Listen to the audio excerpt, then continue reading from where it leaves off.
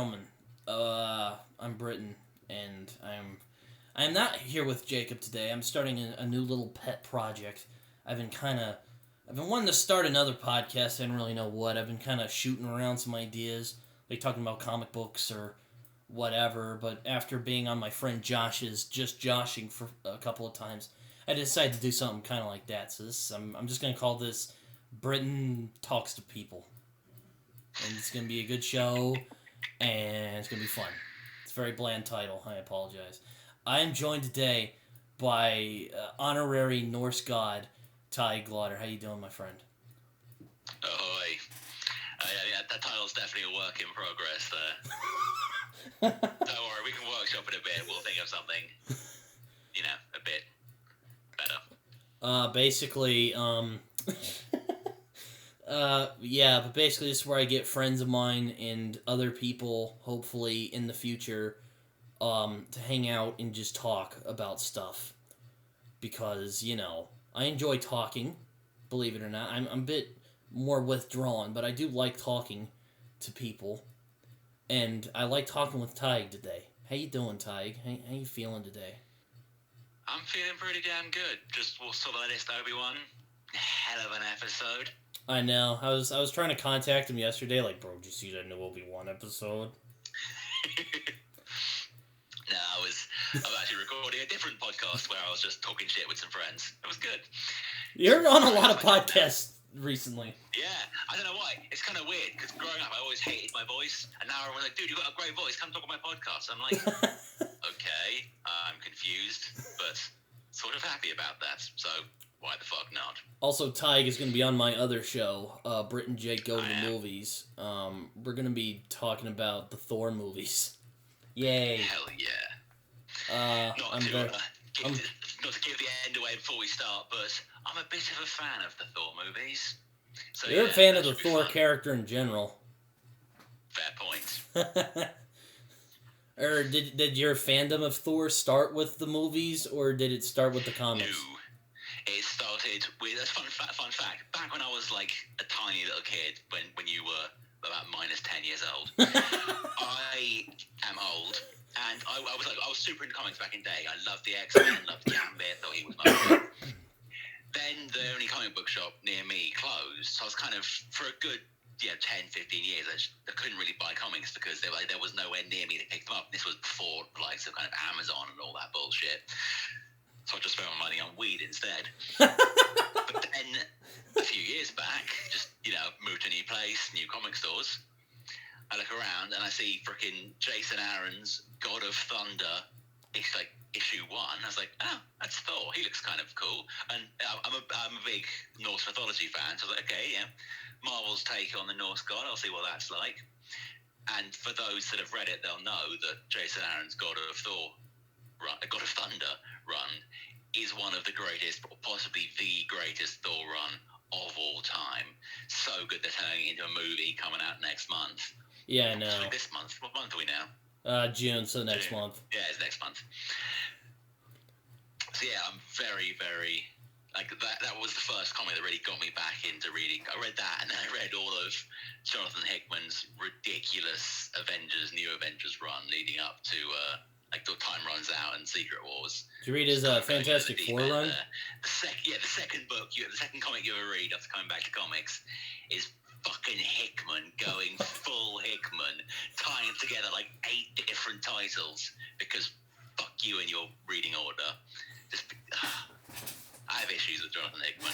I love and hate that guy. I was about to say, that dude is insane. Like, have you read any of his, I read his Fantastic Four run, because I have a soft spot for the Fantastic Four. It was some of the first comics I read growing up.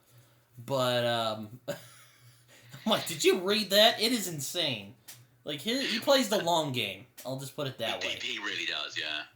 Because his Fantastic Four run, that's where, you start with that, and then it's Avengers, New Avengers, then Infinity, and then Time Runs Out, isn't it? And then it's all kind of... arc. He did write my favorite event book, though, which is Secret Wars. Even though there was a lot of shit going on in that one, it was a mostly coherent story, which I appreciate. Yeah. So, because a lot of I really don't care for events. By cheeseburger. Yeah, Taheg knows I really do not care for event books. Yeah. And that one made the cut. It did. To be fair, if you're going to read one event book, reading one that has been meticulously planned for like 5 freaking years plus, that's the one you read. Like, well played. I've heard War of the Realms is good. War of the Realms is fucking fantastic. Again, slightly biased, but yeah, I thought War of the Realms absolutely nailed it. As with all, there was a run of sort of 2 or 3 years where Marvel were just throwing like, I think they were throwing a summer event and a New Year event at us pretty much every year, and it got a bit much. And much like all of them, with War of the Realms, there was about 6 different tie-in books that you absolutely did not need to read. I read them all, of course, because I'm crazy. But on revisits, you absolutely don't need to read them. You just need to read the core War of the Realms book, the Thor book, and the Avengers book. Everything else is skippable. Like, yeah, it's great to see Spider-Man and an angel fighting elves in fucking Alaska, but it doesn't really add anything. Like, you don't need to know that he quipped his way through another fight to understand what's going on in War of the Realms. So yeah, like, it's on reread. It's definitely not worth reading all the million side stories, but I know. It's absolutely worth reading the core. I really don't care for events all that much. Like, maybe like Secret Wars, definitely. Original Sin is pretty good. Yeah. And I don't know if you read Valiant comics, but their event book, The Valiant, that came out a few years ago, excellent. And that's not just because my boy Jeff Lemire helped write it. It is legit a good story. I really actually like that one. Yeah, I don't know why. Valiant is one company that just kind of passed me by. Like, big Marvel fan, huge Image fan.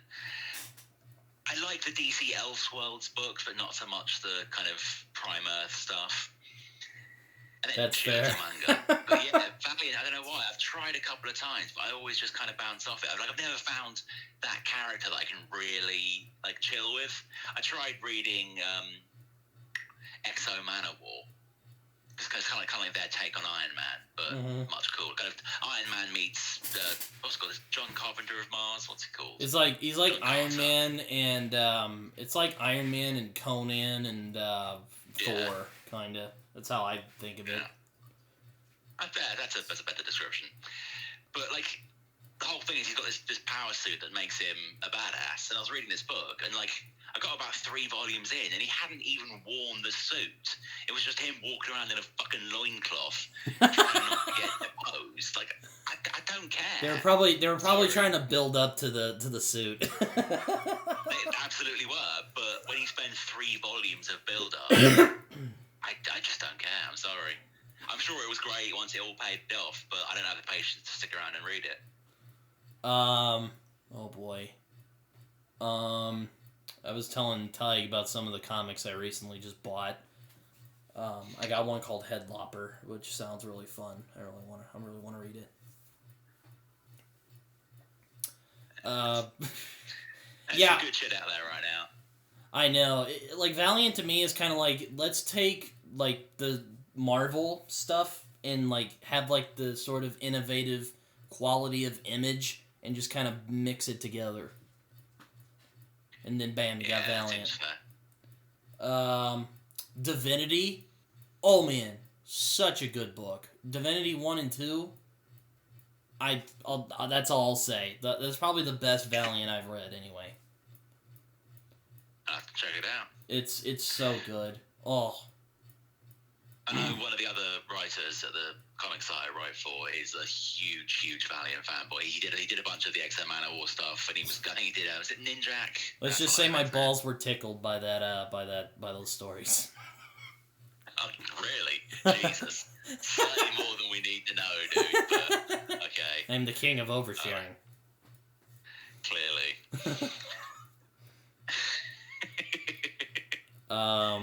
Yeah, continue what you were saying. I can't even fucking remember anymore, man. Oh my god. Completely thrown me for a loop there. But yeah, like one of the other guys, Ninjak is Valiant, isn't he? Yeah, I always think of Snake Eyes every time I see him.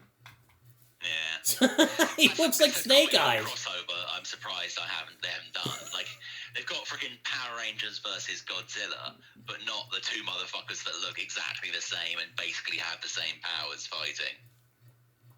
Yeah. I've been reading a lot of indie comics though recently.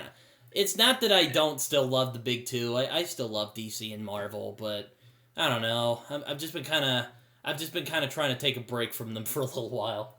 Even though I did recently just buy Spider-Man Life Story because I've heard that's actually really good.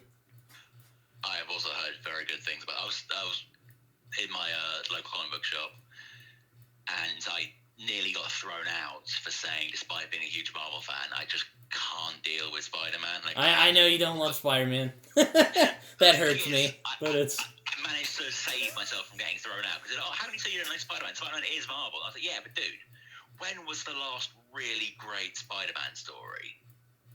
And he just sort of paused for a minute. I was like, yeah, okay, fair point. There's been a lot of runs throughout the read. Like, we've had, there's always going to be a Spider-Man book, and there's been, 4 or 5 decent runs in the past, few years. But there hasn't been a really great Spider-Man. Like, a Spider-Man story on the level of, like, God of Thunder, Immortal Hulk, Days of X and Powers of 10. Like, there's been some really amazing runs of basically every other character. I need to reread Immortal Spider-Man Hulk. is still, dude, so freaking good. The ending was quality.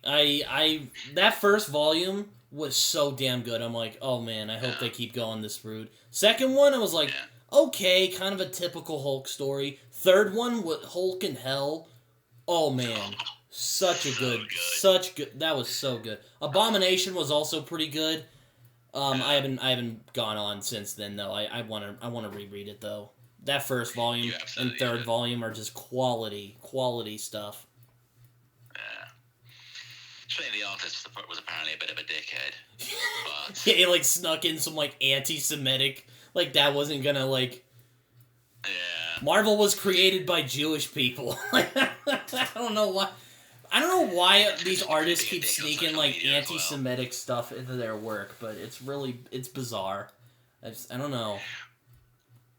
I think he was wanting to get away with it. He's by all accounts, he was a bit of a dickhead on social media as well.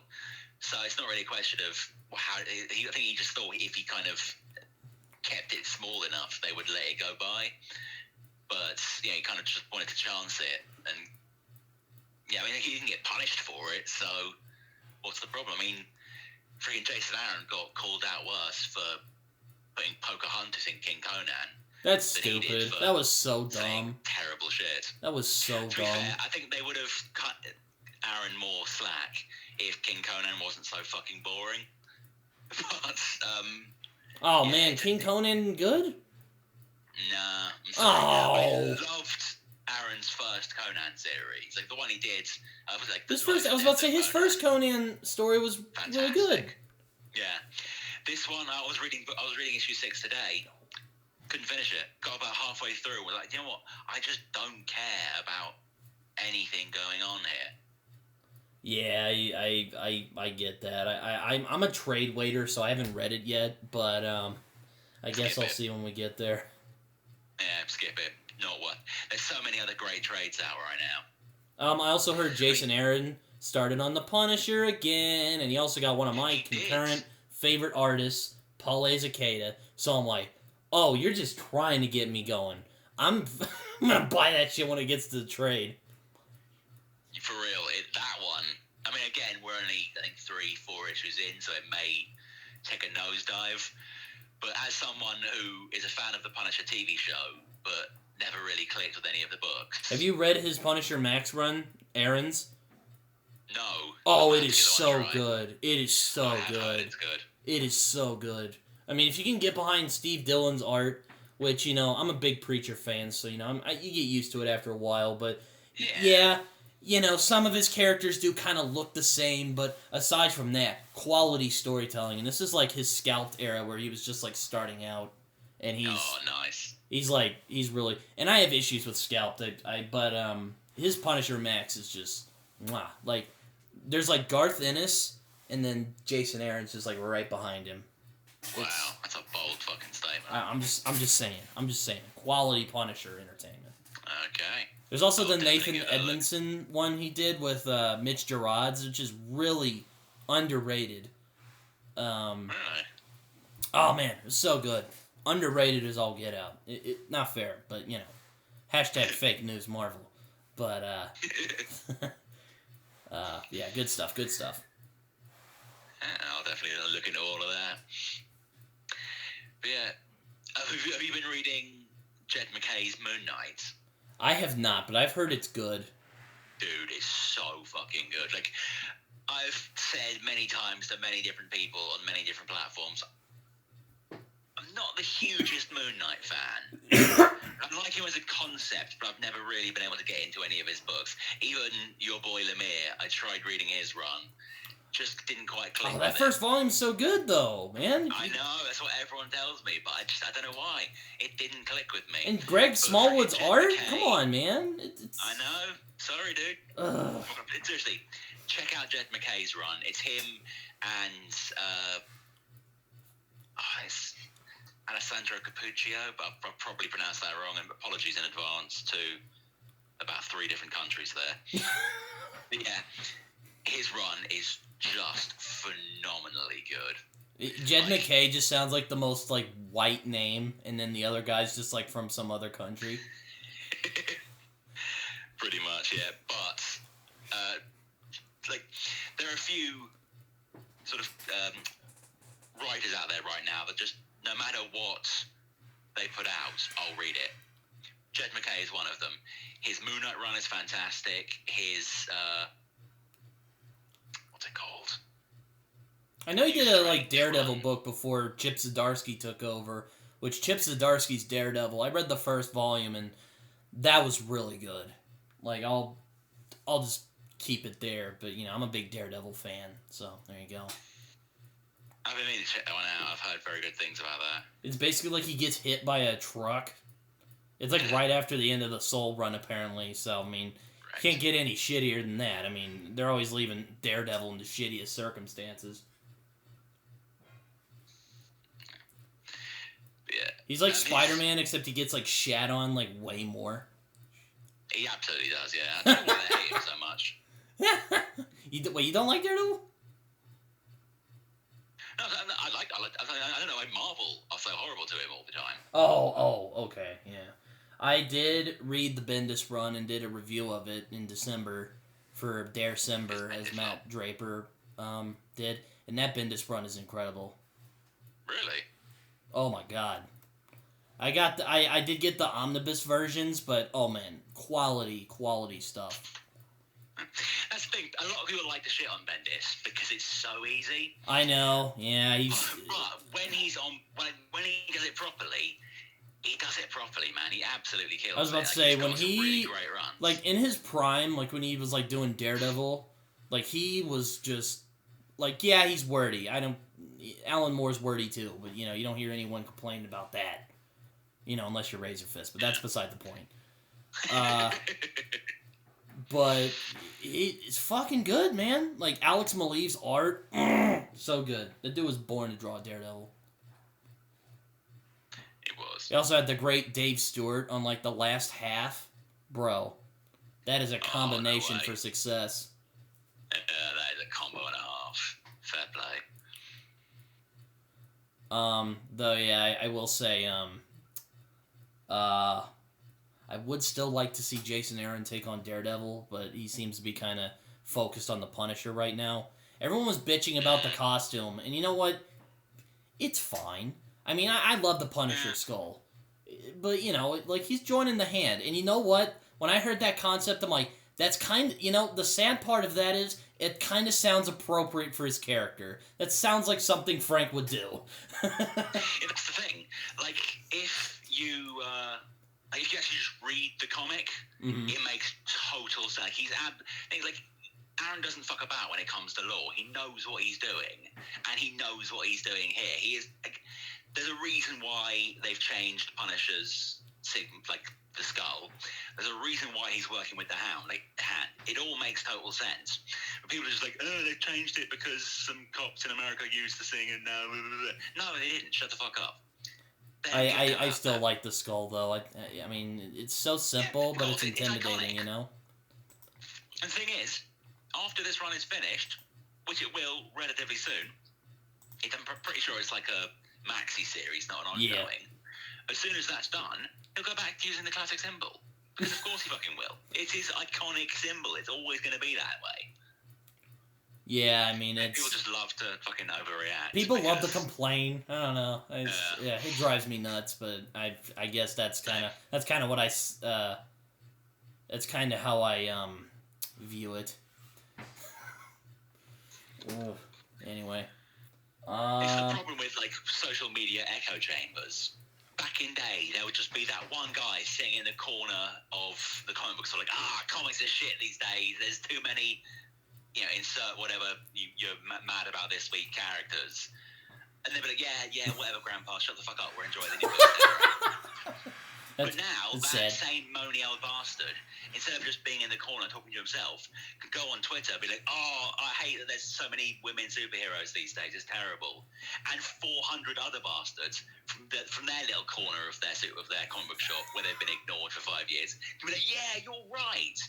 And suddenly one lone quack in the corner is a whole group of quacks. And if they shout loud enough, people think they actually are the majority, when really it's like 1%, if that. Yeah, I mean, it's not really, like, I don't know, like Marvel has issues, and I think Professor Thorgy made a really good video about Marvel just being really, like, Marvel's issues. A lot of it is, they just keep doing a shitload of events. Yeah. They've toned it down a bit. Now, I know they've toned it down a bit since then, but I do think that was their issue. And also, they were kind of trying to get, like, new characters, and people just really like the old ones. And, that didn't really sit well with a lot of people. Yeah, what's it, all new, all different? Yeah, that wasn't fun. Well. That was not the strongest decision they made, but they did it. They had some good characters there. Oh yeah, they did. But Miles Morales, Jane Foster. I love Miles Morales. I have to say my favorite non-Peter Parker Spider-Man is still Ben Reilly. And then, like, after non-Peter Parker, it's Miles Morales. Like, they're tied, basically, for me. Yeah, that's fair. They did a bit of a run with Ben Reilly recently, and it didn't end very well. But they had a Spider-Man Beyond. I tried reading it because Kelly Thompson she was writing some of the issues, but not all of them. There's, like, 3 people bouncing the issues back and forth. It was, like, Kelly Thompson, Jed McKay, and some third person who really cares. But you had Kelly Thompson and Jed McKay, who were 2 of my favourite current Marvel writers, so I was in. But yeah, even their combined powers couldn't make me like Spider-Man. I know you don't like Spider-Man, and again, that hurts me, but it's okay. I prefer the kind of cosmic fuckery. I know. Thor, Strange, Eternals. That's more my jam. I like Doctor Strange. Like, he needs, like, a really good run. He's ripe to have, like, someone just go in and just fucking go nuts. I know Jason Aaron did a run, but he did, and it was fantastic.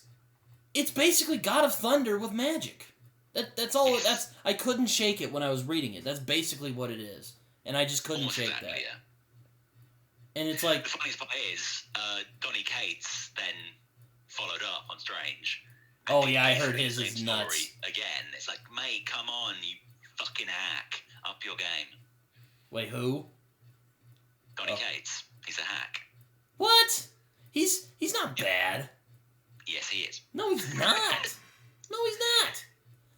I really can't stand it. I've massively gone off him. Like, that's a bit of a spicy take. I don't blame you. On this hill, I don't care. His Thor run, I really like grizzled, beat up Thor, and he brought him back to, like, young. He looks like a fucking scare. He looks like Elric. I like beat up Thor. I like beat up older Thor. I don't know. It might just be me. No, I'm with you. Like, the first sort of 4 or 5 volumes of Cates' Venom run are amazing. Like, oh, those are good. Yeah, I you. started as Venom They Run. are I'm like, fantastic. But everything after about Venom Island was terrible. Absolute Carnage was a joke, and King in Black was just the biggest arse pull in comic book history. the biggest what? Arse pull. All right, I've never heard that before, but all right, Really? I'll take it. No, I've never heard He that. just reached. He was just pulling stuff out of his arse. Like, Oh, okay. That's what you meant. Okay, I never heard it Yeah, said like that before. I mean, did you read King in Black? No, I didn't. Did I you kind of know lost that? interest in his Venom run once he started getting into like the big. Like again, I'm not interested in events. I'm sorry. Especially when events are that uninteresting. But yeah, do you mind spoilers about the end of King in Black? I know he like has like there's the god of symbiotes. I'm like, oh, that's a cool idea, Yeah. and then it just kind of like, eh. But all right, you can say what you want. I don't fucking care. Okay, basically, so King in Black turns up, Null, and because Donny Cates is such a hack, he has to still. Oh yeah, and Null was that guy from God of Thunder that Gore took All Black from. No, he wasn't. Shut the fuck up. We know you bum Thor, and you want to just do everything Jason Aaron's done, but a little bit worse. But please do not touch Thor. But I remember you liked Cates back in the day. Yeah, because his first 4 or 5 books were really good, but then since then he's just released absolute trash. He ruined Venom, he ruined Thor, and now he's ruining Hulk. Yeah, I will say him on Twitter.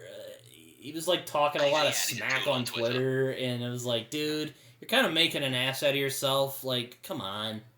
And look, yeah, I get there's annoying fans out there, but like, come on, dude, don't feed into it. Yeah. It's like he thrives off the negativity. He's like that freaking like dickhead 14-year-olds that just like thrives off the negative attention, so he keeps acting up so that people will rip into him, so that he can like try and get back at them. But he's just like he's not very good at the sort of the zingers. He always just comes across a bit limp.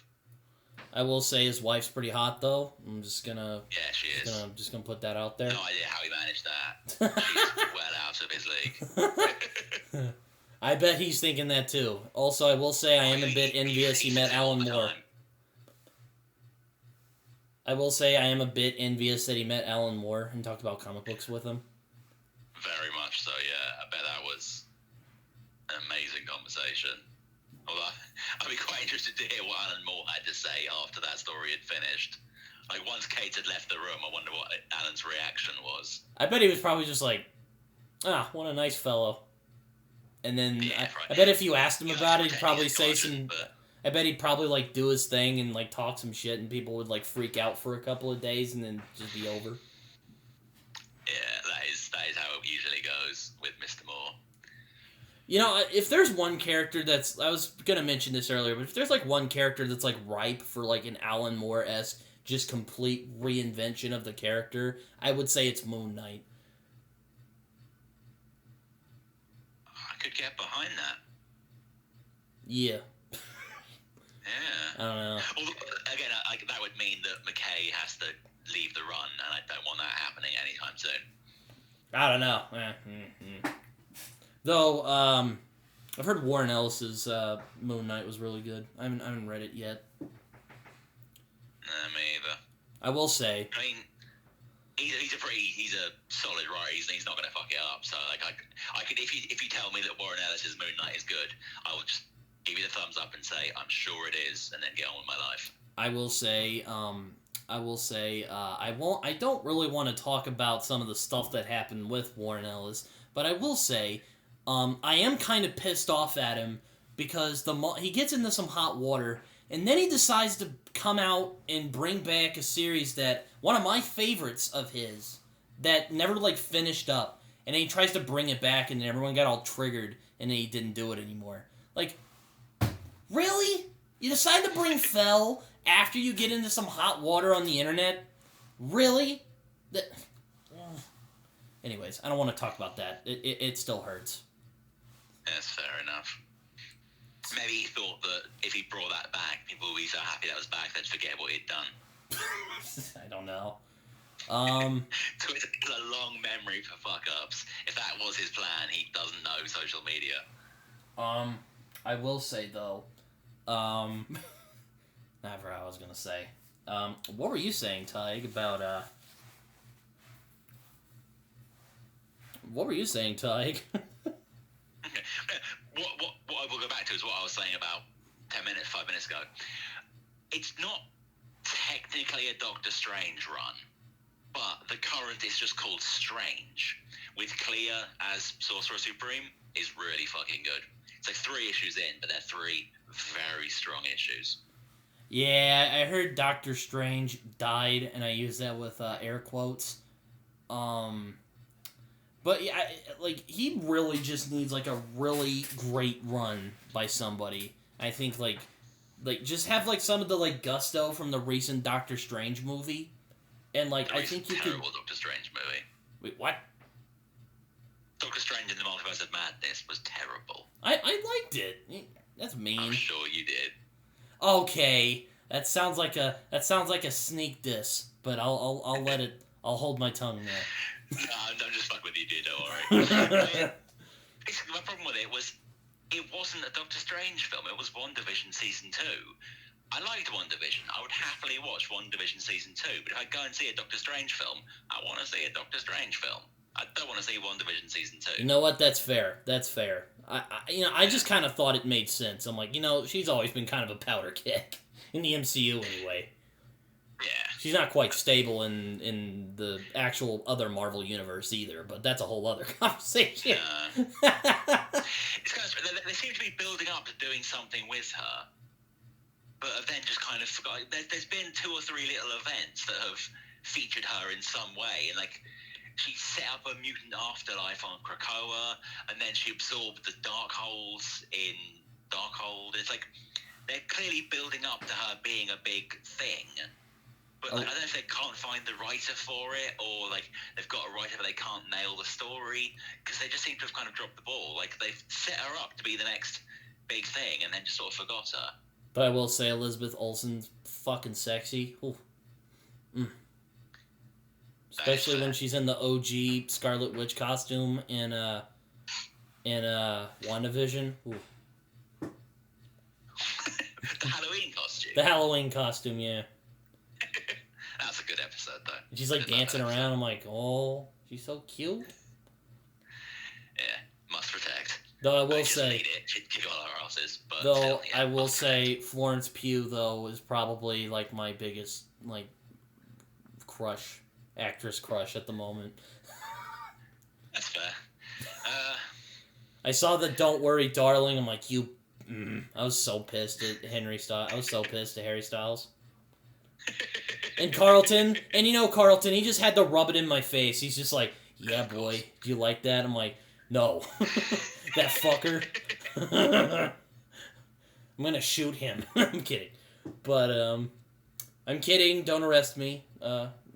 Too late. Twitter police are after you. Oh, God. SWAT just shows up? No. I'm kidding. But I am jealous that, you got with Florence Pugh. Yeah.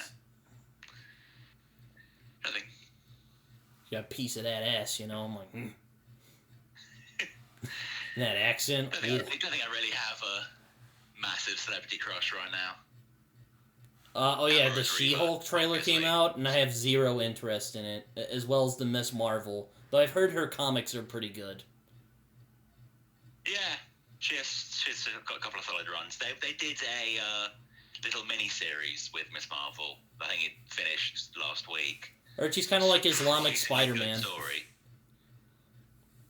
Huh? Or she's kind of like Islamic Spider-Man. Not really. No? Okay. Well, I mean, in that she's a teen superhero trying to be a teenager and superhero at the same time. Yeah, but, I mean, that covers about 5 other superheroes as well, so... Yeah, she's pretty decent. And but the thing is, I am quite excited for She-Hulk. Not because I particularly enjoy She-Hulk as a character, or because I particularly have liked any of the Disney Plus Marvel shows, but just because Tatiana Maslany requires my support. She's one of my all-time favorite actresses. I know, she was in that show about the clones. I always forget its name. Orphan Black, isn't it? Orphan Black. Yep, that's the one. One of my all-time favorite TV shows. absolutely. I'm actually rewatching it at the moment, and I'm just about to finish season 4 of 5, and it is just such a good show. So many amazing performances. Like, I don't understand how she didn't get more kind of respect and awards for more acclaim for that show, because she was just out of this world. Like, everyone's jizzing their pants because Oscar Isaac was like, oh, he plays 2 different characters in Moon Knight. Like, mate, she played 5 different characters in most scenes. Like, so it's about, I think it's about 9 or 10 clones overall. Oh my god. That sounds like really hard. That sounds really... Dude, they had to invent new camera technology just to record the scenes for her. Oh my god. Yeah. Oh, jeez. It is an absolutely insane feat of a show. They are... It just doesn't get the respect it deserves. Oh yes, they are also, I've heard, they are actually trying to work on a Daredevil series, which I am excited, but I am also very cautious, because, Yes.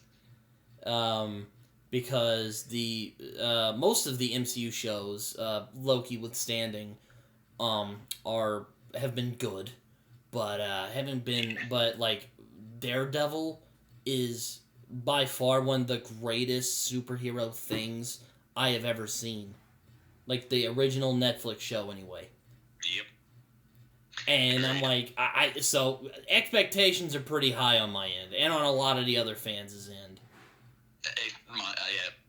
Extremely high expectations here as well. But they're kind of... They're mitigated slightly by the fact that, like, yeah, they're bringing back Daredevil, yeah, they're bringing back Charlie Cox, they're probably bringing back Vincent D'Onofrio. But they don't have the same showrunners, they don't have the same writers, they don't have the same directors, they're probably not going to have the same fight choreographers. I hope they... in the Disney Plus, like, restricted adults section. They usually play their cards pretty well, so I'm hoping they get everybody back from the original show, but I don't know. They've already confirmed the writers, and it's not them. Oh. Yeah. We might be fucked then. The writers and directors are both new. Well, let's hope that they're good, because that would just suck if, like, we get, like, 3 great seasons and then just kind of 4 that's fine, but, like, not memorable, you know? It's like, come on. We didn't collectively harass Marvel for fucking 4 years now, 4 or 5 years, to get just good, you know? Indeed. I think if they bring back Daredevil, they have to bring back all the Defenders. Mm-hmm.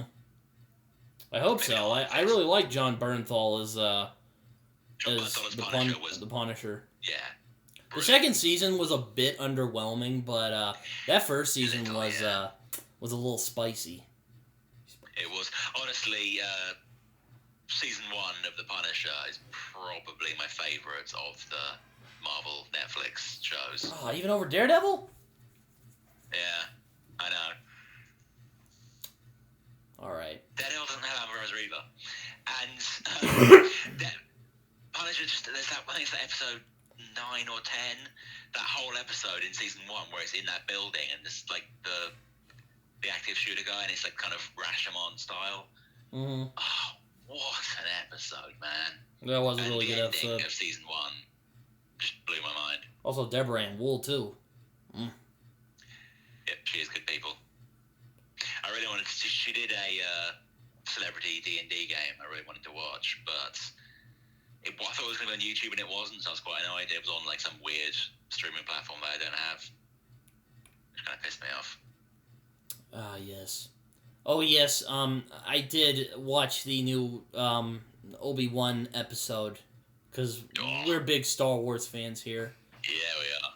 And, you know, I have literally waited 4 years for Ewan McGregor to come back as Obi-Wan. And I know Ewan McGregor himself has waited for a long time, because he's always been like, hey, I'm down to come back as Obi-Wan. And they finally did it. And this new show is pretty good, I gotta say. Yeah. First 2 episodes are like strong 8 out of 10s for me, and this last one was like a 9. At least for me it was. I know you had I know yours was like an 8 because you were like, how the hell is this woman getting nat 20s on the perception check? This is ridiculous.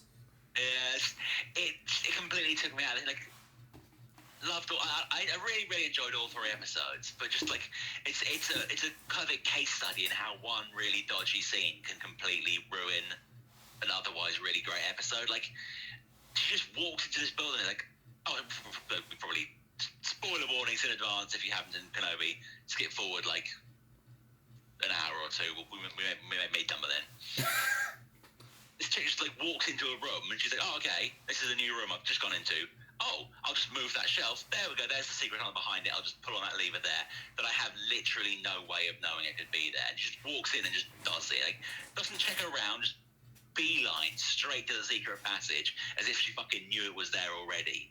And then somehow quick travels to the other end of the tunnel and manages to get to the end of the tunnel ahead of the people who got into the tunnel like 10 minutes before she did.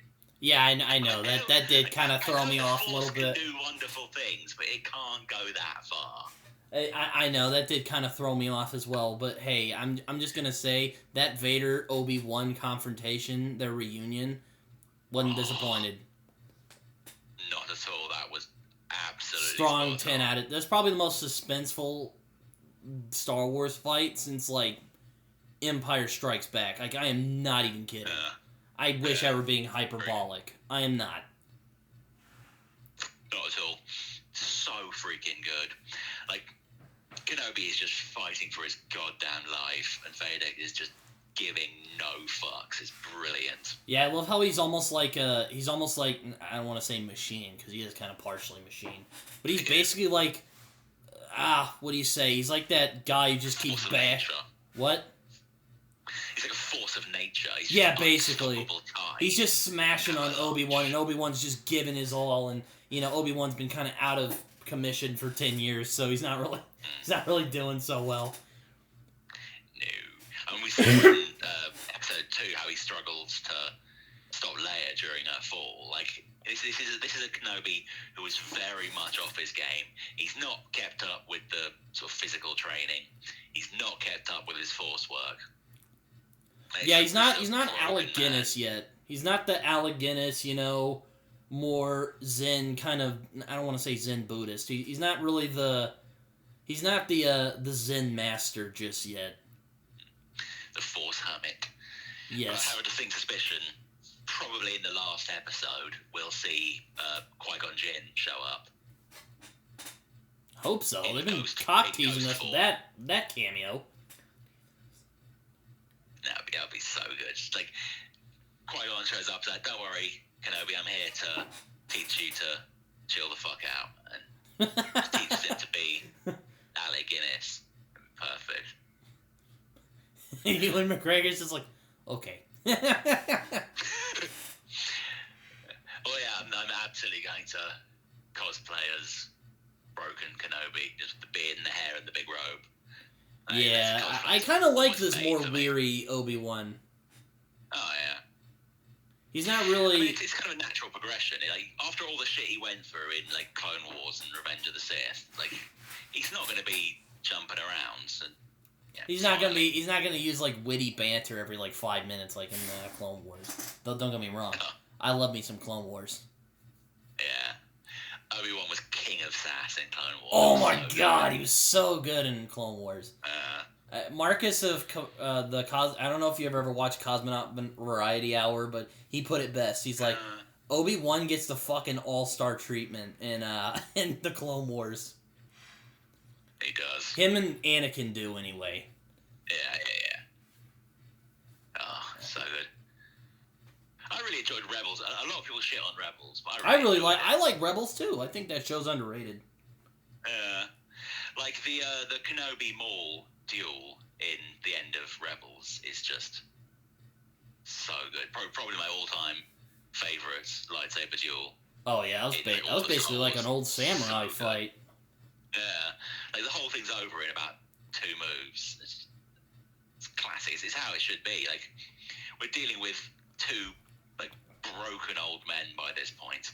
Neither one really has their heart in the fight anymore, but they're just kind of going through the motions. and you see Kenobi fall back into Qui-Gon Jinn's stance, and you're like, oh, dude, this is it. This is it just got real. I really like how he baited Maul, and Maul just couldn't help it. Basically Maul just killed himself, because pretty much. Everyone underestimates Obi-Wan. I'm telling you. I think Vader had his number in that last episode, though. He was definitely not underestimating him. Oh. But yeah, I think that's kind of. I've always said that. Like, everyone knows that Qui-Gon Jinn is kind of like the ideal Jedi. It's like, yeah, okay, like Qui-Gon Jinn is kind of how the Jedi should be. But Kenobi is the perfect example of how the Jedi are. Like, he is the best possible version of like a prequel era Jedi, in my opinion. I think that Obi-Wan is the best Jedi out of all of them. And I mean, I like Qui-Gon fine. Though I think Jolie Bindo's a better version of that character, but that's beside the point. Yeah. Secretly, I would agree with you I there. love Jolie Bindo. He's my favorite KOTOR companion. Yeah. I need to play KOTOR again. I'm so annoyed. You know they've released KOTOR 1 and 2 on the Switch. Yeah, I saw that. They freaking released the restored content mod for KOTOR 2 as a free DLC. Like, come on, man. But, like, how are they getting, like, freaking mods for the Switch, and we can't even get the base goddamn game for the PS4? Like, come on, man. I just want to play KOTOR again, and not on the shitty Steam version that keeps freezing. You ever, my cousin Preston is probably one of the biggest Star Wars fans I know, and he was really trying to sell me on Darth Jar Jar. And I'm like, I thought that was just a funny fan theory. I didn't know it was like supposed to be like a legit thing. I mean, by this point, everything. There was about 20 years where we just had no Star Wars content, so everyone was just making up all manner of crazy shit. I've never really been a big believer in the Darth Jar Jar theory, especially like if you just watch the trilogy, the prequel trilogy. I can kind of see it because he does make a few really boneheaded decisions that sort of play into the rise of the dark side in quite a significant way. So it is fun to be like, oh, maybe he's kind of just Inspector Clouseauing us, and really he's like the secret mastermind behind it all. But then if you add in the shit he pulls in Clone Wars, that no, he really is just an idiot. There's no greater motive behind anything he does. He's just an idiot. You know, I'll put it this way. I don't hate Jar Jar as much as everyone else does, but like the only really good Jar Jar story is what happened. We figure out what happened to him after the Empire, and if he survived the Empire, and apparently he did, and he became like a clown. And there's like this really touching story where he becomes like a clown, and he just like helps cheer this kid up, and it just made me like smile. Oh, I quite like that actually. Where did you see that? It was like a prose story somewhere. I forgot where it was, but it was really good. I'm like, wow, that's a really good Jar Jar story. Yeah, I'll have to look for that. I don't hate Jar Jar as much as other people do, though I will say in The Phantom Menace when he says, "We still going home!" I'm all like, shut the fuck up. Jesus Christ. It's not that exciting, mate. Relax. Jeez. Alright. And, like, it's funny because the Star Wars fans tend to forget that the original trilogy had some goofy shit in there, too. Like, oh, God, yeah. Like, I'm not gonna forget I smelled your foul stench when I first got on board. Like, I'm not gonna forget that. Or other classic line. When I left you, I was but the learner. Now I am the master. Only a master of evil, Darth. Like, who fucking says that? Nobody. Kenobi does. Nobody. Shit. Yeah. Nobody says that. A lot of people really forget that, like, the Star Wars, the original trilogy, was meant to be like one of those cheesy 50s pulp sci-fi flicks. It was never meant to be this great, super serious, expansive universe. Oh no, that's like, why I love Star Wars. Just cheesy shit to sell toys. Oh, I love the cheese. All I'm saying is that the selective memory is just really it bothers me sometimes. That's fair. But no, I love the cheese. I mean, as much as I like good storytelling, I do like the cheese of Star Wars. Like, it's not supposed to be entirely serious. Yeah. I think people need to really remember that when they start, harassing actors on social media. Oh God, I don't even want to get into that. What a bunch of dickheads. I'll keep that for the Brit and Jake episode when we complain about the Star Wars fandom. Okay. I look forward to that. I'll have like all the Star Wars fans come together and we'll just spend the whole time bitching about the fan base and just how annoying they can be. I would definitely be up for that, because there's quite a few fandoms that just really piss me off. Star Wars is definitely one of them, because they're the ones, giving people mental illness by harassing them so much, which should not be tolerated. But pretty, like, the Rick and Morty fan base. Oh my God. Don't even get me started on that. Ugh. Although, yeah, I was a little bit thrown the other day. So I'm a huge fan of this fantasy series, the Malazan Book of the Fallen. It's yeah. I know you love that series. Like 10 massive books, a prequel trilogy, sequel trilogy, side books, there's fucking everything. But it has a fairly bad reputation amongst certain sort of fantasy fans for just being like having the most rabid fan base. Like, oh yeah, I want a really kind of light, funny summary. Read Malazan. Romance. Read Malazan. I want a horror story. Read Malazan. And it's like, to be fair, I have recommended it a couple of times when it shouldn't. You've aggressively recommended Malazan. I have, yeah. But the other day, it was when someone kind of offhand commented that Malazan fans are the Rick and Morty fans of fantasy. That's a bad one. I wish I could refute that, because I don't want that to be true. But you couldn't. You know in your heart it's true, Taheg. Yeah, search your feelings. You know this to be true. Damn it. Yeah, I've become that guy. I'll have like a GIF of Luke Skywalker, and I'll just slap your profile picture on there. You just go, no. Thank you. That would be amazing. Sadly, I don't know if my editing skills are that good though. It's the thought that counts. It's the thought, yeah.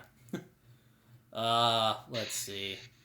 I mean, yeah, the best Star Wars film for me is still Empire. I know there's people who like unironically like Revenge of the Sith now.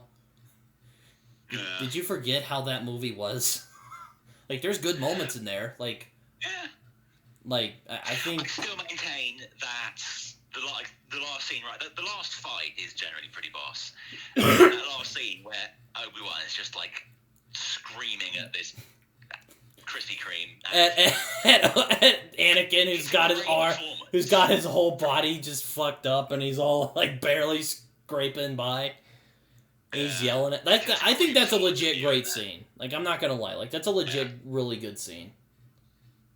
But it is the only good film in this. When you think about it, prequel trilogy, best film, third one. I do agree with that. Second one. It is the better one out of all three of them, because Phantom Menace. You know, I have a complicated relationship. Facebook status is complicated with the prequel trilogy, because I grew up watching them, and I have like a weird appreciation for them. But I can acknowledge they are not good movies by any means of the imagination. No. They're just. But if you look at the prequel trilogy, yeah, third film's the best one. Oh, Original trilogy, second film's the best one. Agreed. Sequel trilogy, first film's the best one. 3, 2, 1. Hey. I agree, though. I actually like The Last Jedi, and I'm gonna get crucified. I know, but There's some legit good stuff in there. I thought. That's the thing. I don't think any of the sequel trilogy are genuinely bad movies. Oh, Rise of Skywalker is. I will die on that hill. Combined, they're not a very good trilogy. I will die on that hill. Rise of Skywalker is a bad movie. It's a bad movie. I am not gonna. It's the worst of the three by quite a distance. Yeah. But worst film since Attack of the Clones. I'm not sorry. I'm not sorry for saying that. Rise of Skywalker is awful. Fuck that movie. Fuck it. It annoys me. Because the thing is, I dislike a lot of the prequel trilogy. I dislike the first two films of the prequel trilogy. Oh, they're not good. They're just kind of... they're not good. They're just bad films. Like, George Lucas knew exactly what he was doing, and those films came out exactly how he wanted them to. They just came out really, really shit. Comparatively, the sequel trilogy... First film's pretty decent, but it's really just A New Hope with a coat of paint, so whatever. The problem is, there's no oversight to that film. They're just kind of throwing all these ideas at the wall, seeing what sticks, and then retroactively trying to connect them to make some kind of overarching narrative. Like, there are all these little bits that keep going to, like, Finn, like, is he Force sensitive? Is he going to become a Jedi? Does any of that matter? Why is he even in the second film? It's like, there's enough there that you could have had a great arc for him. John Boyega is a great actor. Oh, yeah. So how did you manage to fuck that up? You had a great actor, you had a solid arc for him, but you did nothing with it. Like, even if you don't want to make him a Jedi, because for whatever reason, just have him as, like, a stormtrooper that's Force sensitive, and he has, like, kind of A-Team-esque collection of other vaguely Force sensitive, like, stormtroopers that just go around being like sort of like Delta Squad but with Force powers. That'd be sick. But no, we get like a hint of it here, a hint of it there, and he just does fuck all for 3 films. Yeah, I know. He sort of is vaguely romantically inclined towards different women in every film. I know. I don't want to talk about the sequel trilogy. I want to save that for Britton, Jake of the movies. But Okay, I'll stop going down that rabbit hole. You know what pisses me off about the sequel movies? It should have been a win. It was so easily. It is so easy to get Star Wars right. Like, Mandalorian knows this. It is so easy. It's not that hard to do Star Wars well. And you couldn't possibly get worse than the prequels. And, the prequels have their moments. But they are not good movies. But they fucked that movie so badly. They got royally fucked. They royally fucked that movie. It's just horrifically, yeah. Ugh. I hate the sequel trilogy. Here's the thing. There's all that trilogy needed was one person in charge that gave a shit. Yeah, I know. Just tweak some ideas, and you would have had... It's the same thing with the prequels. Just tweak it a little. Bam! Good movies. Exactly. Do you know what? It's perfect example. 2 trilogies, same universe, vastly different outcomes. The only difference is that the people making them cared. Look at Lord of the Rings. Mm-hmm. The Lord of the Rings trilogy, director's cuts, extended editions, the whole 9 yards. Probably one of the best film trilogies ever made, because everyone involved gave a shit. Look, if you watch the behind the scenes, like featurettes for Lord of the Rings, that's just as entertaining as the actual movies. Was 100% invested in those films. Everyone was there every day to make those films as good as they could possibly be. And look what happened. We got Lord of the Rings. Now go and watch The Hobbit. Oh, God. Same films. That didn't even need to be a trilogy, honestly. Same fucking director. Probably a higher budget. But no one on that film wanted to be there. They were just there to get their fucking paycheck. And it shows. That is the difference between a director, showrunner, whatever, that gives a shit and one that doesn't. If you could get someone, like, on a par with Lord of the Rings era Peter Jackson, to make a Star Wars trilogy, it would be fucking amazing. I get fucking Filoni, get Favreau, I would have just had them make the sequel trilogy. I would have had, like, Filoni and, like, some of the other guys make the sequel trilogy. Bam, it would have been amazing. Get fucking Deborah Chow. At least it would have been good. On Kenobi, she could do that easy. You know, could get, like, Filoni or Dave Favreau, and they could have done the sequel trilogy. At least it would have been good. It would have been better than what we got. I'm certain of it. Absolutely. No, they got fucking J.J. Abrams, the guy who's known for jumping from project to project. He gets fucking bored faster than a teenager in a math class. Yeah. Why did they get J.J. Abrams? Yeah, he's a solid director. The Star Trek reboots, which were also terrible. He's a solid director, but the dude jumped ship at the first opportunity. Indeed. Ryan Johnson, also good. I think he would have fared better if he had done just his own Star Wars movie, not related to the main thing, because like all of his other movies are really good. Yeah. That I've seen anyway. All-time favorite films. Wait, what is? Brick. Oh, Brick. I haven't seen that one. Oh, dude, you would fucking love Brick. I know. It taps my. It's a classic 1950s detective noir film set in like late 90s, early aughts. I think Southern California. I know. It sounds like a movie that would scratch my itch. Yeah, trust me. I just haven't gotten the chance to watch it yet. I want to though, so bad. Yeah, as soon as you get a chance, fucking watch it, because it is. It will become your favorite, new like favorite ever film. I'm like Ryan Johnson. Oh, sorry. No, maybe not your favorite ever. I'm slightly overhyping it there, but you will definitely enjoy it. Yeah, Taheg knows me. I love crime stuff, and I love crime stuff. That's why I was kind of let down with Boba Fett, the Boba Fett show, because I'm like, man, this could have been a really good, like, and it was solid. It's not bad. Like, it's not bad. There's some people who are saying it's bad. I don't think it's bad. I do think it could have been better if they had worked on it a little bit more. Again, like, it could have been better if they had just thought about it a little bit, like, a little bit more. They had just tweaked it a little. I was just a little bit annoyed that I wasn't going to watch it. I've never been a huge Boba Fett fan, so I just didn't really see the point in watching it.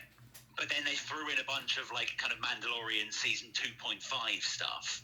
I know, yeah, and that happened to be the best episodes of the series. That is embarrassing. Like, I'm sorry, but that's sad. When the Mandalorian 2.5 is the best episodes of the season so far. Ugh. God. And it's not bad. The only enjoyable episode for me was I was underwhelmed. Luke and Ahsoka. I was underwhelmed. That's probably the best part of it. Yeah, it's fair. Also, the Jedi attachment stuff drives me fucking crazy. It's like Snape apologists, man. It pisses me off to no end. I will. I've obviously kind of moved away from the Harry Potter fandom for obvious reasons. But one of the main reasons why was just the unstoppable rise of the Snape apologists. It's not that I hate Snape. I just hate people acting like he was secretly this great guy. He wasn't. He was an awful person. His whole character arc is that he's a massive tool bag. That's literally the point. But he saved everybody, so it's, Yeah. And even, like, Sirius Black is a dick, but even he had, like, his good moments. Indeed. I can tell you why everyone loved Snape. It's because of the movies. And don't get me wrong, I love Alan Rickman as Snape. He was great. Oh, God, yeah. I think he was way more likable than he was in the books. I'll just put it that way. Oh, hugely so, yeah. 100%. It was just Alan Rickman doing his Alan Rickman thing, and, I'm like, I can't hate that. He's always being, like, a total dick. I'm like, ugh. He's like Charles Dance, or, Christopher Lee. He makes evil delicious. He makes, like, being mean Connecting delicious. the two threads together quite perfectly. Another person that is just perfectly, wonderfully evil in everything. Giancarlo Esposito. Oh, yes, him too. Oh, so good. I'm rewatching Breaking Bad right now, and I've just got to the season where Gus shows up. And it's like, you just... Any scene he's in, you know it's going to be amazing just because he's there. Oh, man, Same thing when he's yeah. playing as Moff Gideon. He's amazing. When he's... the character he plays in The Boys, I can't remember the name. But the character he plays in The Boys is great. He's just absolute legend. The funniest part is, if you see him in interviews and in real life, he's like the nicest, funniest, smiliest guy. And then the moment he gets on set, he's like, right, I'm gonna fucking kill you all. It's funny. I've heard, like, some people have, like, moved across the street when they saw him. He's like...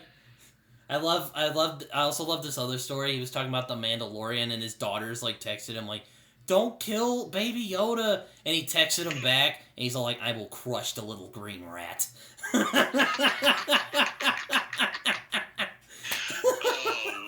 what a legend. I loved it. I'm like, oh, that's so funny. But yeah, there's a lot of push, and by that I mean I am pushing a lot to get Giancarlo Esposito in the Marvel Universe to play Doctor Doom. He would be a great Doctor Doom. You know who else would be a great Doctor... That was why I was so pissed at the first Doctor Strange movie. Mads Mikkelsen was my Doctor Doom choice. Oh, he would be good. They fucked him royally. They did. One of the things I do gripe about the MCU a lot, they really drop the ball a lot when it comes to the villains. Oh, all the goddamn time. Literally, there was... Loki was great, because Loki. But pretty much in the first phase, maybe two, Thanos was the only really worthwhile villain. Everyone else was just terrible. Well, Killmonger was good. He wasn't in phase... He was in, like, phase 3, dude. Oh, yeah, he was in phase 3. Forgot about that. I forgot all about that. The only borderline acceptable villain in phase 2, and that's because he wasn't really a villain, was Winter Soldier. Oh, yeah. I love the Winter Soldier. I absolutely love that whole Such a good movie. That's my favorite MCU movie, though, so I'm a bit biased there. Yeah, I mean, it's definitely in my top 3. I'm not sure what my It's favorite. my personal favorite. I will not say it is the greatest MCU movie, though I won't argue if someone did say it is the greatest MCU movie. That's all I'll say on that. I would definitely, I would be there with you, not arguing, not making the statement, but happily supporting it if someone else made it.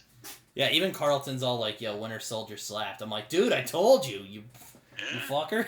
I will say, I think with the possible exception of Shang-Chi, which fucking killed it. Oh my god, his villain was so good. That was the second episode of Britton J. Go to the Movies.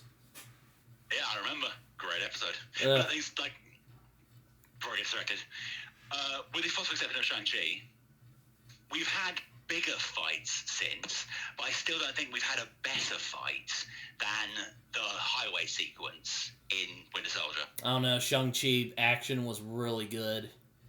Yeah, Though I will agree with you, the highway scene is fucking amazing. It was the gold medal. It's now probably the silver, just because there was a lot of quick cutting. Yeah, and don't get me wrong, I love the highway scene. I love it. It's one of the best action scenes of the MCU. But there is a lot of quick cutting though. But it's still good. Yeah. But the skyscraper sequence in Shang-Chi just blows it out of the water. Oh my god. There's a bit where it goes into like a silhouette, and it's kind of there's this blue lighting, and then you see them fighting as shadows. Oh, it's so good. Man, it's so freaking. No, my favorite fight scene in the movie was the bus scene. Oh, that was good. Yeah. Oh god. With what's he called? Red Knife Hands, or whatever he was called. Oh What's man. the guy he was fighting called? It was basically if Ang Lee made a good Marvel movie that wasn't the Hulk. Yeah. Oh god, that film was terrible. I don't understand why they can't get Hulk right. I don't know. It's The Incredible Hulk was pretty bland, even though Tim Roth was pretty entertaining in the movie. And He was. Thunderbolt Ross, He has like Snape vibes for me. He's just the biggest tool. Ugh. Yes. But it's not a knock on the late William Hurt, but I mean, he played the character brilliantly. It was the fact that he played it so well that made it such a horrible character. I know. Though I will say Sam Elliott was a great Thunderbolt Ross. Like he's the one I always hear when I hear of him in the comics. Though I think he's dead in the comics now. Yeah. I'm trying to remember. In Immortal Hulk, he's dead. I know that. Yeah. I'm trying to remember. There was some crazy shit towards the end. It all got a bit. It all gets a little bit cosmic towards the end of. Though I will say the Ang Lee Hulk movie does get pretty entertaining with Nick Nolte as as Bruce Banner's father. He just bites that wire. It's so good. It's so good. He's a weird one. He's an interesting. He's like Gary Busey. He's an interesting case. Yeah. Crazy dude. Nick Nolte's weird as fuck. And his son shows up in Mr. Robot. Like, he looks just like him. You need to open his mouth the moment he appears on screen. Like, oh, look at that! It's Nick Nolte's son. Because he just looks exactly like him. It's crazy. It's like freaking Maya Hawke when she shows up in Stranger Things. You're like, oh, look at that! It's Uma Thurman's daughter. I will say, where were we?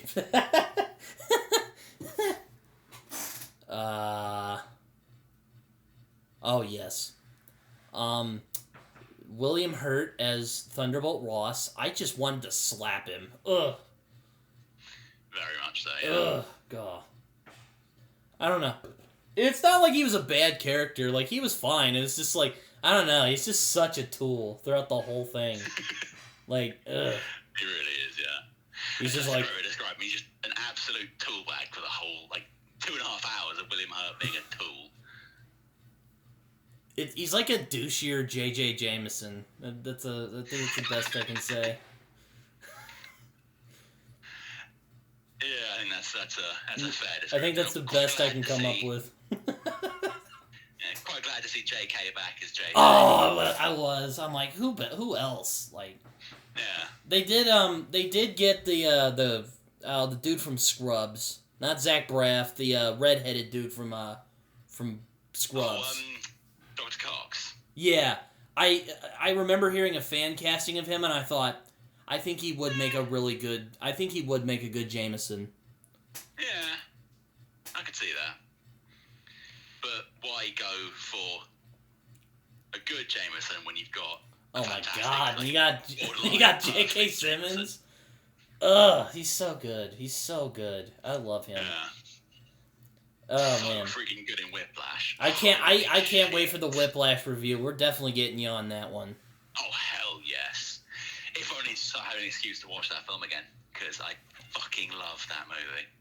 Oh yeah, Miles Teller was in the new Top Gun. I'm like, hey, I haven't seen you in a while. Where have you been? I don't really like Miles Teller.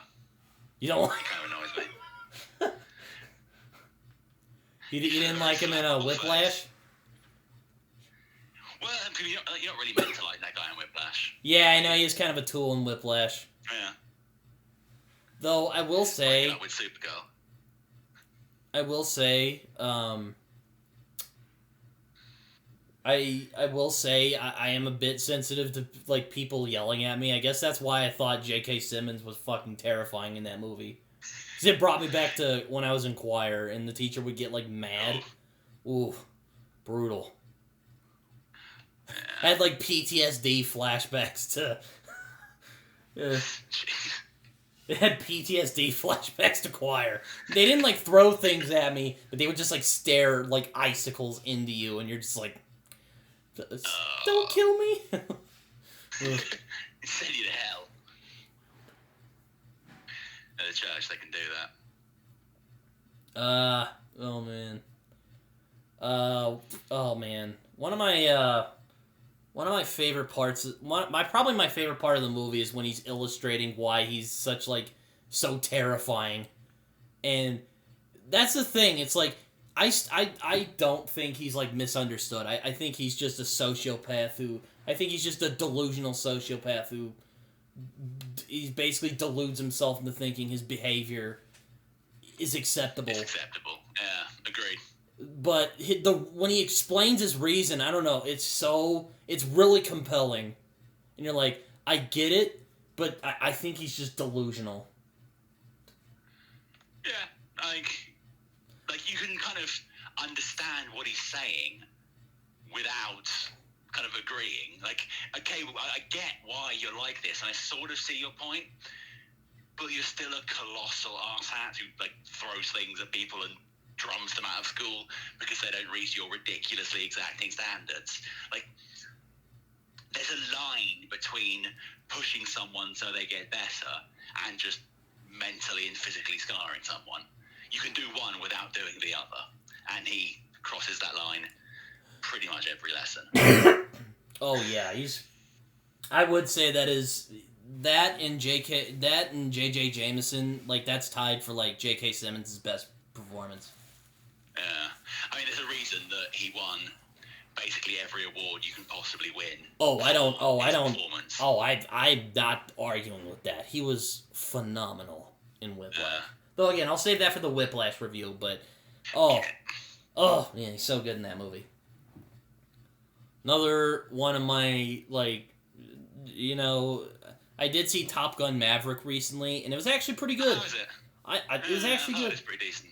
Like, I will say, I love the original Top Gun. Like, it is my favorite just cheesy 80s movie of all time.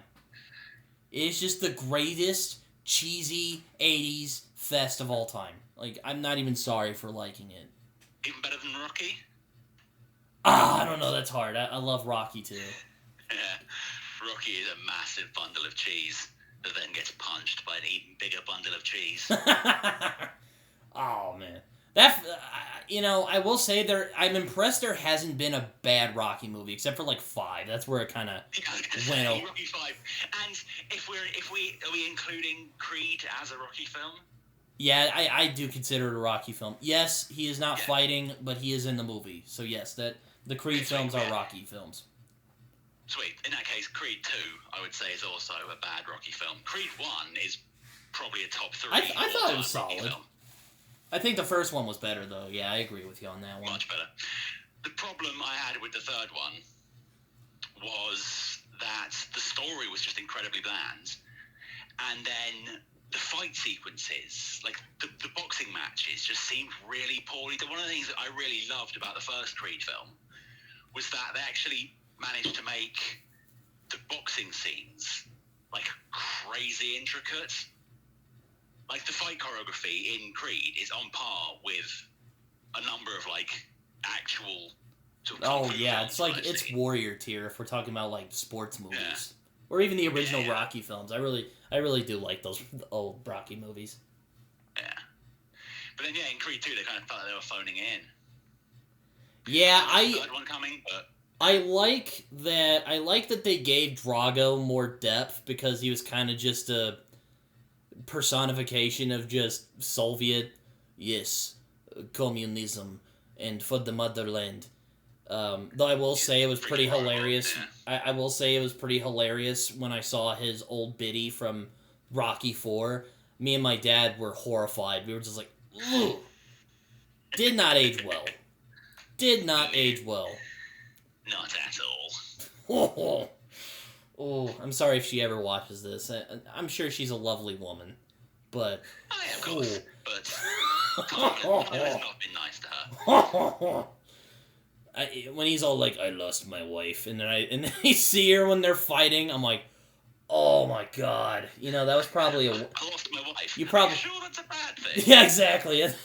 That's exactly it. I'm like, ugh. Yeah, fun fact, I'm blanking on his name. What's that actor's real name? Oh, Dolph Lundgren? Yes. Dude is insanely intelligent. He's got 5 PhDs. Oh yeah, I heard about that. Doctorates, but will also absolutely batter the shit out of you. Yeah, no, Like, ripped as shit. I wouldn't Also talk very shit to good. Dolph Lundgren. I'll put it that way. Yeah. I wouldn't want to catch Dolph Lundgren on a bad night. I'll put it that way. No. He seems like a cool dude though. From the Yeah. even though I think some of his movies are pretty corny. Like if you've ever seen Universal Soldier, it is the goofiest. Dude, I fucking love Universal Soldier. Do not insult Universal Soldier. You know what? Okay, Brilliant. fine. It is a bit of a guilty pleasure for me because it is like the goofiest 80s action film that wasn't like quite in the 80s. It's an honorary 80s action film, even though it was made in like 95 or something. Oh man. Yeah. Oh. Although, did you see the sequels? I have not. I just saw the first one, and I'm like, I think that's good enough for me. I saw the first one, loved it. Saw the second one, was like, what the fuck is that? And then just, it's awful. And then I was like, you know what? I'm just going to stop watching them. And then years later, I remember like, dude, have you seen the new Universal Soldier film? And I was like, of course I haven't. It looks terrible. And he's like, no, dude, it's actually pretty good. Is it really? So there was two, and I watched them both, and it's quite possibly the dumbest film I've ever seen. It's shit. They brought Jean-Claude Van Damme and like Ivan Drago back, and they're both like 60 and trying to punch things. And it's just awful. You know, the thing about Universal Soldier, it's a good idea. It's just they went just a complete like 80s action movie machismo route with it, and you know it's fun, but you know it's like one of those things. I think it could have been better, but you know whatever. I won't insult it though. Good. Also, my headset / mic is rapidly running out of battery. We might have to wrap this up pretty soon. Oh boy. Sorry. No, you're good. Though, what are some other things we could talk about for a little bit before we wrap it up? Is there anything you've watched recently that might be of interest aside from Obi-Wan? Because you know we already kind of talked about that. Oh, did you ever see Undone on Amazon? Oh, is that the one from Raphael Bob Waxberg? Yeah. Oh, I still need to see that. You do. The second season just came out, and I'm very conflicted because I fucking loved the first season. The first season was superb. Second season is good and it ends really well, but I don't know. It doesn't quite feel right. It sort of feels like they wrote the second season because they felt they had to, not because they had a particularly good idea for it. Oh boy. I'm interested. Yeah. I'm interested in it because one of my favorite sci-fi movies of all time, might even say it's one of the most underrated sci-fi films of all time, is A Scanner Darkly, which is adapted from the phenomenal Philip K. Dick novel. I mean, if you want like a peak PKD adaptation, I mean, basically A Scanner Darkly is just his book put to the screen. And that might sound like a bad thing, but it's really interesting because it gets into weird places. But what I like a lot about the movie is the use of rotoscoping. Yeah. And I'm like, that is such a genius move because that just is perfect, at least for PKD. And they used a similar type of thing for Undone, and I'm like, man, now I really want to watch it. Yeah, and you know what? In the same way that it kind of lent itself to A Good Dickin', it really lends itself as well to what they're trying to do in Undone. Like the way it's shot, the story they're trying to tell, just would. Sorry, I was coughing. Taheg? Oh no. Seems we've cut out.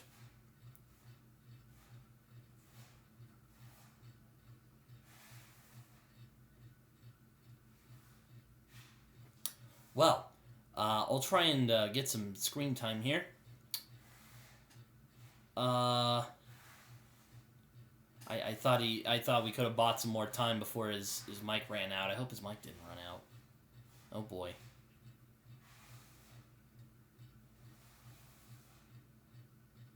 Taheg, where are you? I will say I am interested in Undone, though. It does look very interesting. Can you hear me?